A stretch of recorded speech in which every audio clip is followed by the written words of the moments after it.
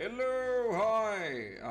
Yeah, I just felt like I had to make a video because there's a lot of stuff that's gonna be coming out for part two, and I'm not gonna lie.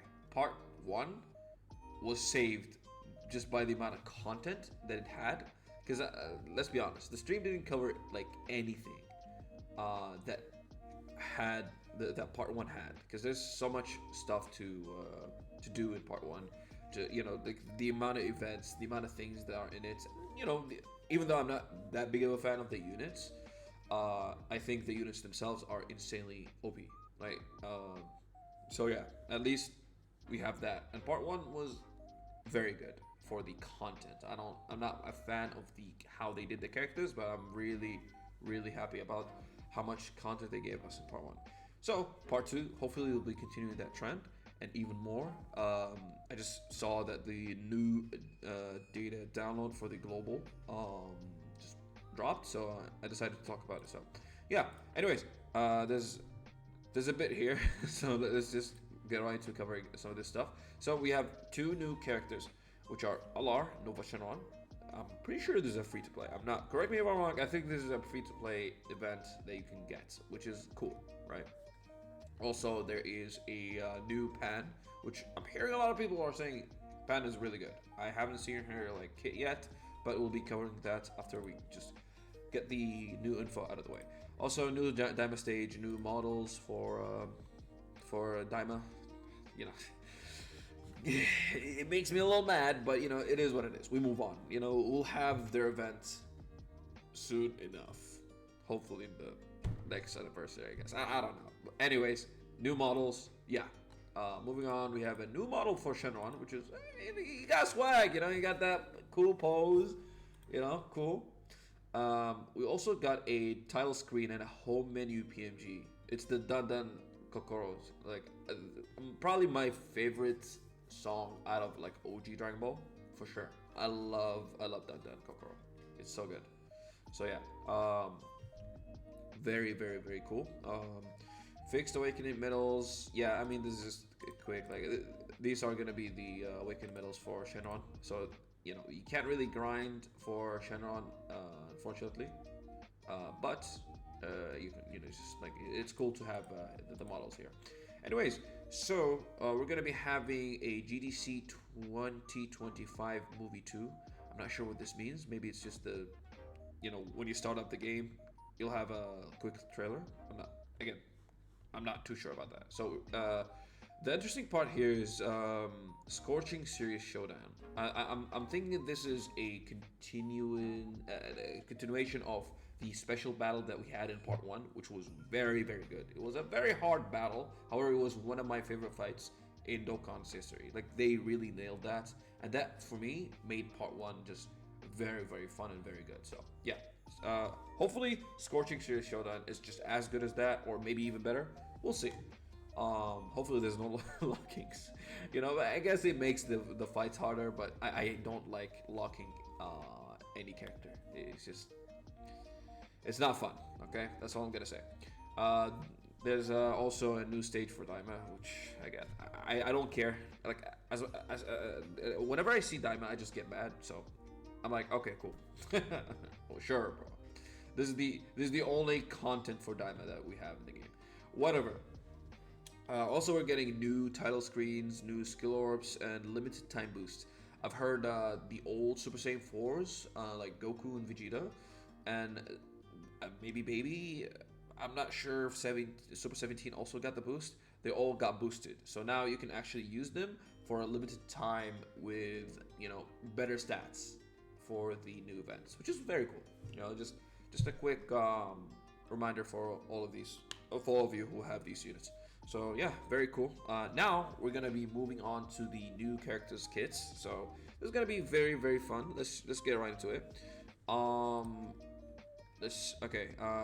gonna cut and go into the character kits, and we'll see what we get. All right, we're back. So we got Pan first.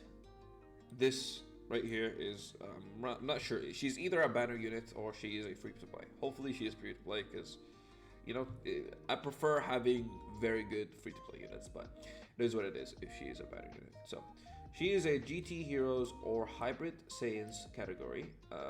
She grants attack and defense 130%, which is not that great, but you know, it's okay. You know, I think the Hybrid Saiyans and GT Heroes, I'm pretty sure the new banner units will cover, you know, not the banner, sorry, the new LRs will cover GT Heroes.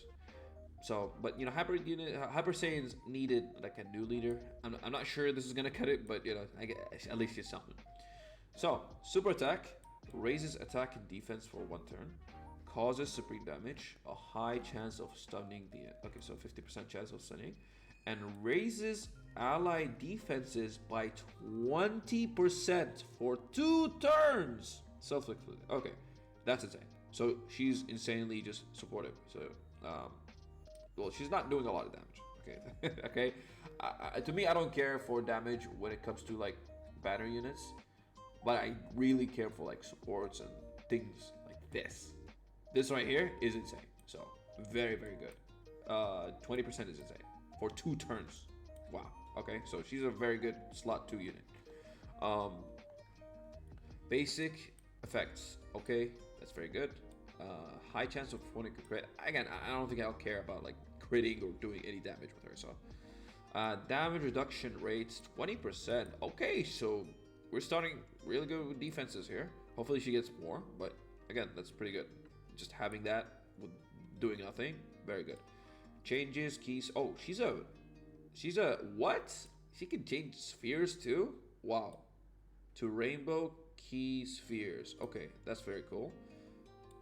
GT Heroes and Youth category. Bro, she's supporting more. What in the... Okay. Wow. Yeah. GT Heroes and Youth. Okay, GT Heroes is not the best category, let's be honest. But Youth is pretty good. You have Gohan and just, you know, a lot of like very good like characters in Youth. So Youth is very, very good. GT Heroes, again, it's like, okay. You know, but she's very good in a GT team and could also be used on a youth team. So, very cool. Yeah, insane support. When attacking with 12 or more key attack and defense. Damn, okay, she's just getting constant defenses. So, yeah, she's pretty good. She's not dying anytime soon. Also, this support is including herself. Okay, yeah. As the second and third attack in its turn, GT Heroes and Youth category allies attack and defense 20% for 2 turns. Okay. Okay, yeah, that's pretty good. What in the fuck?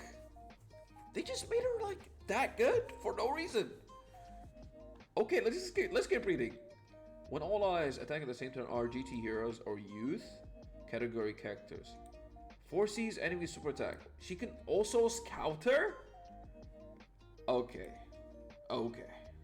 When receiving a normal attack, bro, she has 60% damage reduction.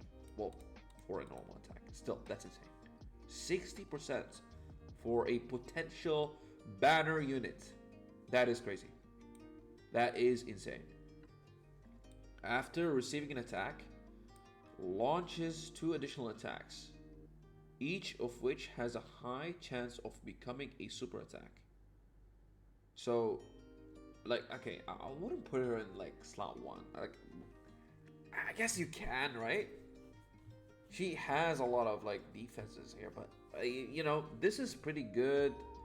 But I'm not like, okay, I wouldn't put her in slot 1. But if she got locked there, I guess that's okay, right? And again, it's just like it's not guaranteed for a super. So this is a fine effect. I'm not sure I'm gonna be using it too much because, yeah, she's just better in slot 2 and 3, right? So yeah, starting from the second turn from the character's entry turn, bro, she's getting more attack and defense. What are we doing?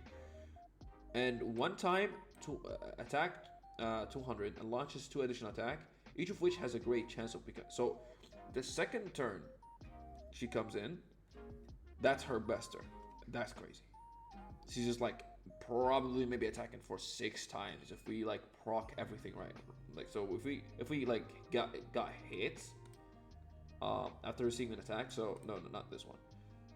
Yeah, after receiving it, you can launch 5 attacks plus the potential whatever the fuck, right? Like potential. I'm not. You know what I'm talking about. Anyways, so yeah, that's like potentially 6 attacks. What? So I'm not sure of this Dax, because if it does, that's insane.